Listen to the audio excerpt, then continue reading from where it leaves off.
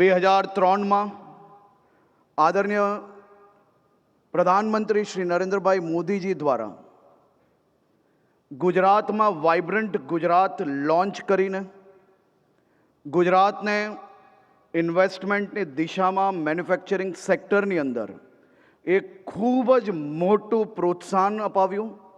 આજે ગુજરાતની ચારેય દિશાઓમાં આપને મેન્યુફેક્ચરિંગ હબ તરીકેના અનેક મોટા સેક્ટર્સ પ્રાપ્ત થયા છે। 2003માં 80 MOUs જોડે વાઇબ્રન્ટ ગુજરાતની શરૂઆત થઈ હતી, જે 98,000 પ્રોજેક્ટ્સ આજે પરિપૂર્ણ થયા છે। ખાસ કરીને આ વાઇબ્રન્ટ ગુજરાત રિજનલ સમિટમાં 400 એક્ઝિબિટર્સોએ ભાગ લીધો છે। ખાસ કરીને 1500થી વધારે MOUs થવાની શક્યતા છે।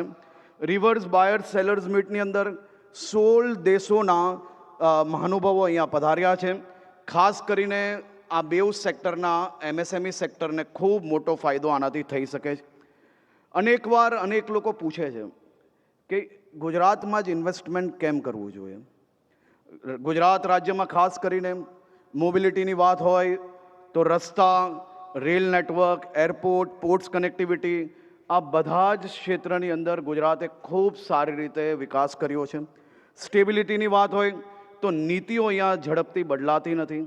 આજના સમયની જે માંગ હોય તે પ્રમાણે તમામ વેપારીઓને રાજ્ય સરકાર દ્વારા હંમેશા સહયોગ કરાય છે।